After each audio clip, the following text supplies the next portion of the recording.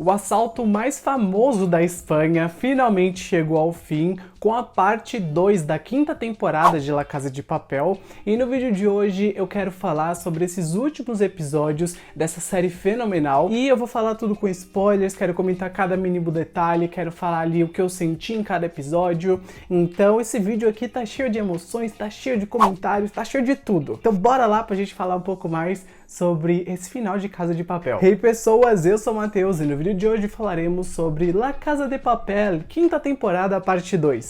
Antes de começar o vídeo, se você é novo aqui no canal, não se esquece de se inscrever no botão vermelho, é muito fácil e muito rápido, aposto que você vai curtir meu conteúdo, então clica lá no botão para se inscrever, de graça, clica lá.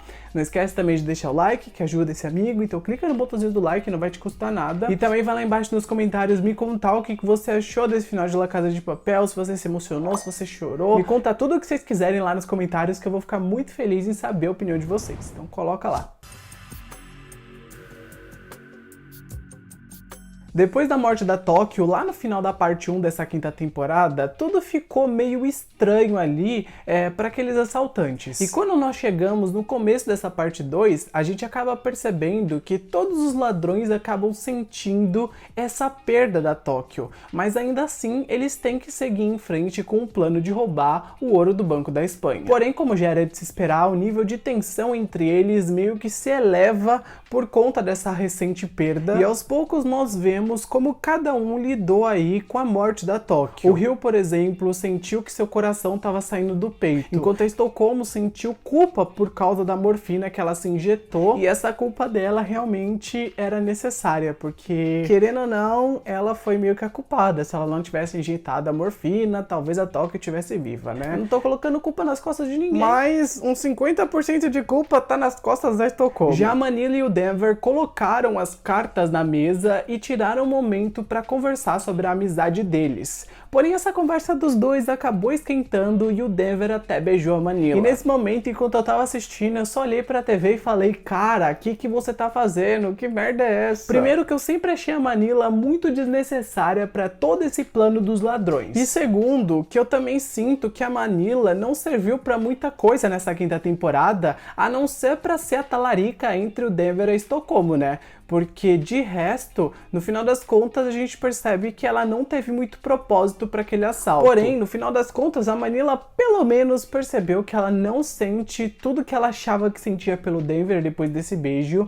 Então ela meio que deixou ele de lado, passou aquela paixonite dela pelo Denver e ela deixou o Denver e a Estocolmo seguirem seu caminho, né? Porque os dois foram feitos um pro outro. Pelo menos na minha perspectiva, Denver e Estocolmo são muito bonitos juntos. Ah, e eu não posso esquecer que o Helsinki estava machucado no final da parte 1, e aqui nessa segunda parte, dois paramédicos entram no banco para ajudar um soldado ferido e também acabam ajudando o Helsinki. Então isso meio que ajudou ele a curar aquele ferimento. E enquanto isso, do lado de fora do banco, nós vimos o professor perder a cabeça por conta da morte da Tóquio, e a Sierra aproveitou essa situação para passar a perna no professor e fugir. E eu não sei vocês, mas eu pelo menos, quando a Sierra entrou na série, eu detestava ela, é sério, eu tinha um ódio mortal, acho que todo mundo tinha.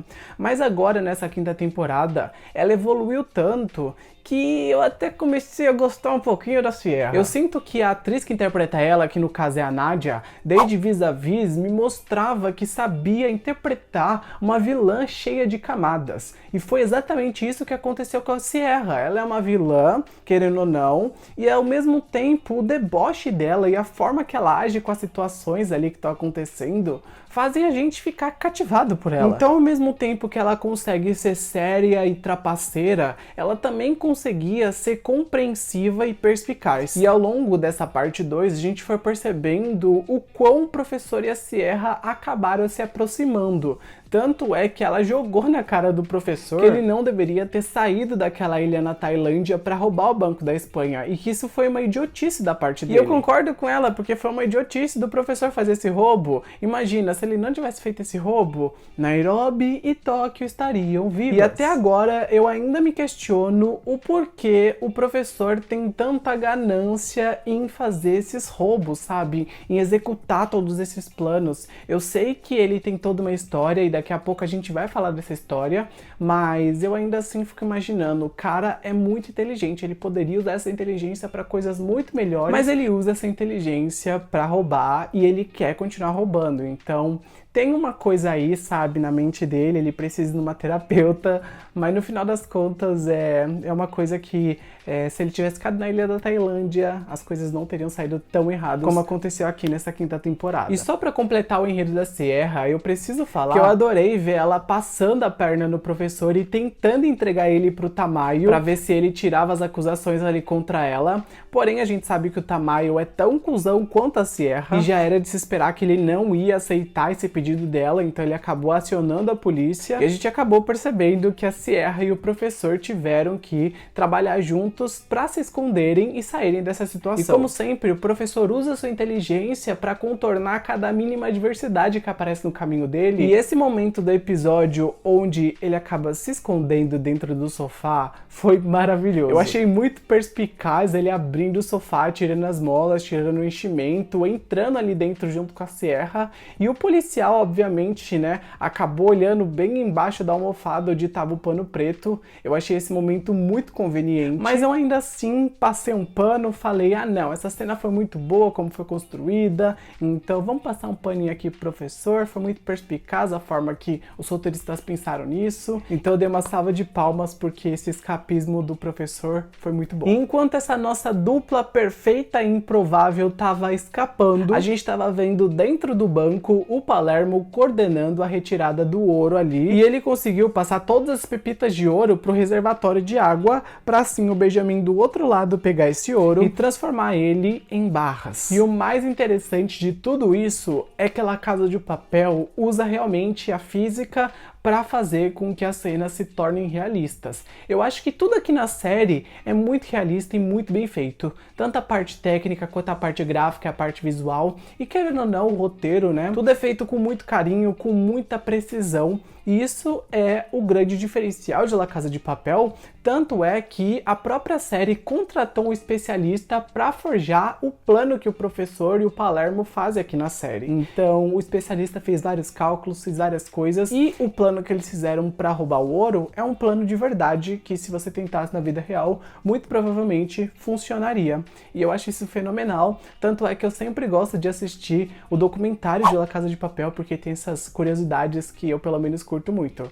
Então, se você não assistiu, recomendo que você assista. Porque eles explicam nesse documentário como foi criada toda a estratégia para o plano ali funcionar. Tanto é que eles até mencionam sobre aquela bomba petrolífera que eles acabam levando para o banco aqui na série. E essa bomba foi importantíssima para tirar o ouro do banco, porque só ela conseguiria empurrar o fluxo de água necessário para fazer com que o ouro caminhasse. Então foi interessante até mesmo a adição dessa bomba, que era uma coisa que você acabaria nem pensando na vida real, né? E esse episódio da bomba petrolífera também serviu para dar uma introdução adequada para o Bogotá, que até então a gente não sabia como ele tinha integrado aquele grupo. E nesse episódio a gente acaba percebendo que ele se integrou ali no grupo de ladrões por conta do Berlim roubar a bomba ali, né? Então foi uma introdução legal. La Casa de Papel não dá ponto sem nó. Quando ela introduz um protagonista, ela vai até o fim com esse protagonista e tenta desenvolver ao máximo dele e exprimir tudo de necessário do protagonista. Então é uma das qualidades que os roteiristas prezam em todas as partes. E a única coisa que me incomoda um pouquinho, principalmente nesses primeiros episódios dessa parte 2, é que toda hora algum personagem afirmava: ai, a nossa vida parece um filme de cinema. E não era uma vez, foram 4 que eu contei. E olha que deve ter tido mais vezes, mas eu só contei 4 nessa parte 2. Eu acho que é um pouco desnecessário e um pouco exagerado demais ficar afirmando isso várias e várias vezes. Eu não acho errado eles colocarem isso no roteiro, até porque, querendo ou não atrapalha muito, né, no roteiro. Mas ainda assim se torna um pouco exaustivo, sendo que a gente sabe que a vida deles é quase que um filme de cinema, né? Porque tudo que eles viveram até agora é bem difícil de viver na vida real. Então, sinceramente, desde a primeira parte a gente já sabia que era uma vida de cinema. Preciso comentar sobre os flashbacks muito oportunos que ajudam a construir a história da série, como por exemplo o flashback que a gente teve no episódio 8, onde a gente viu a Tatiana, o Rafael e o Berlim. E nessa cena que eles apareceram, nós vimos que a Tatiana terminou com o Berlim, e o pior de tudo isso não foi nem o término dela, foi o Berlim saber que a Tatiana estava traindo ele com o próprio filho do Berlim, que é o Rafael no caso. E o Berlim ficou muito puto com o Rafael, não por ele ter ali roubado a Tatiana, mas pela traição. Porém, ao mesmo tempo, a gente também acaba percebendo que o Rafael é filho do Berlim, né? Porque ele realmente roubou a mulher do pai dele. Então, o sangue do roubo tá ali passando pelas veias do Rafael. E a gente percebe nessa cena também que o Berlim sentiu uma dor imensa, não por perder a Tatiana, mas sim por perder o filho. E daí, em consequência disso, ele acabou quebrando todo aquele bar onde ele tava. E agora é a minha opinião polêmica. Eu achei essa cena patética, essa cena ridícula. Olha, foi uma das piores cenas que eu já vi nessa série, essa da quebradeira do bar. Eles queriam fazer uma cena em câmera lenta pra trazer emoção pra esse personagem, mas na verdade foi uma cena muito ridícula. Eu não entendi onde eles queriam chegar com toda essa quebradeira do Berlim. Eu até entendo quando a gente tem diversas explosões no banco, ou quando alguém quebra alguma coisa no banco, enfim, eu entendo tudo isso acontecendo dentro do banco, porque querendo ou não, é uma guerra entre a polícia e os ladrões.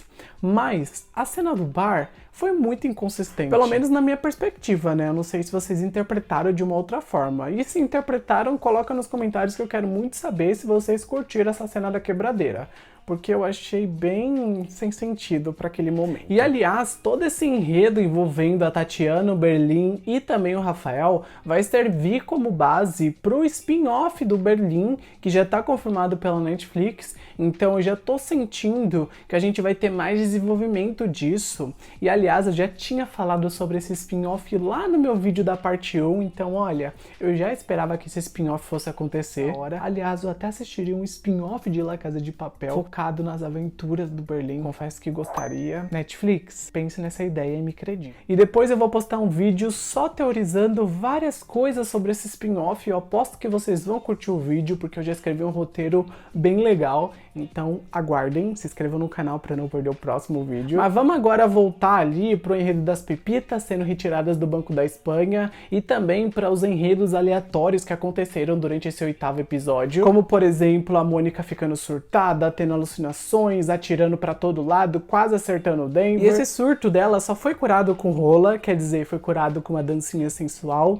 e com o amorzinho que ela fez com o Denver. Enquanto isso, a gente também viu aquele outro enredo avulso do Pamplona, e eu queria saber se alguém pode me explicar de onde esse cara veio. O que ele tá fazendo nessa temporada? Ele teve 2 falas ali no máximo, e eu fiquei meio sem entender qual o motivo de introduzir esse personagem aqui, sinceramente. Será que ele vai integrar ali o elenco da série spin-off, que vai ter o Berlim, o Rafael e a Tatiana? Não sei, porque sinceramente foi um personagem que, ó, não teve relevância pra trama. E depois de vários enredos desnecessários nesse 8º episódio, a gente chega na reta final da temporada com o professor tendo o ouro todo roubado pela Tatiana e pelo Rafael, e enquanto isso o coronel consegue entrar no Banco da Espanha, encurrala todos os ladrões e faz o professor ir até lá pra falar onde estava o ouro. Mas antes do professor chegar no Banco da Espanha, ele encarrega a Sierra de encontrar ali todo o ouro, e ela meio que vai procurar e encontra a Tatiana e o Rafael e faz com que eles devolvam o ouro ali pro professor. Porém, o professor não é bobo nem nada e a gente já sabe disso, né? Então ele sempre tá um passo à frente de todo mundo,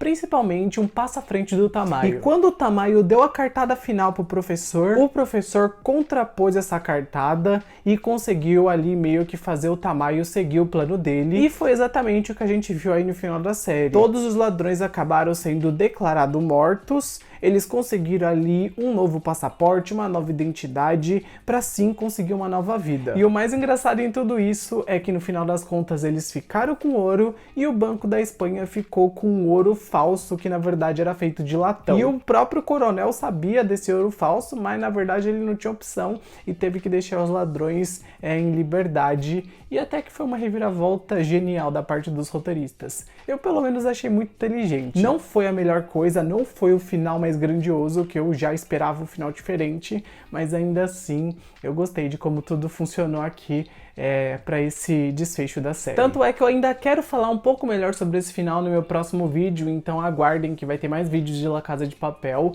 Eu vou fazer o vídeo do spin-off do Berlim e também sobre o final aqui da série. Então, nossa, já se preparem, porque quanto mais vídeos vocês quiserem, mais vídeos eu vou trazer aqui pro canal. Mas no geral, eu só queria concluir nesse vídeo de crítica falando que eu gostei muito de La Casa de Papel. Toda a jornada foi legendária, foi marcante, foi emocionante. A gente teve momentos muito tensos, muito intensos, muito tristes. Nairobi morrendo, pra mim, até hoje parte meu coração, mas no geral, La Casa de Papel é uma série que vai deixar sua marca aí na Netflix, vai deixar uma marca no público, e entre seus altos e baixos, a série teve um final muito satisfatório. E era isso que eu queria falar pra vocês sobre a série, espero que vocês tenham gostado, não perca meus próximos vídeos. Se gostou desse vídeo, já deixa o like que me ajuda muito, se inscreve no canal do Botão Vermelho que é muito importante, e não se esquece de deixar o seu comentário lá embaixo sobre o que você achou de La Casa de Papel. Coloca tudo lá que eu quero muito saber. Um grande beijo, até o próximo vídeo, gente, e tchau!